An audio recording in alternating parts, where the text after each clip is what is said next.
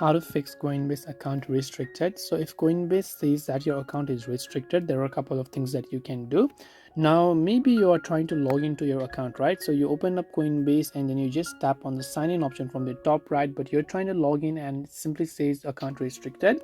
First of all, you want to try to double check your password and two-step verification and make sure that your password and two-step verification are secure.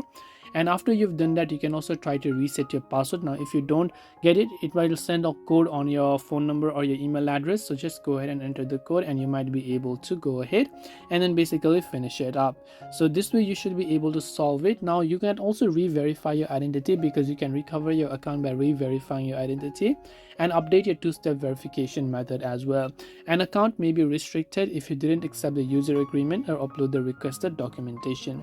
But I hope that this video helped you. If you have got any more questions, feel free to leave them down in the comment section. Thank you for watching till the very end of the tutorial, and as always, see you soon in our next video.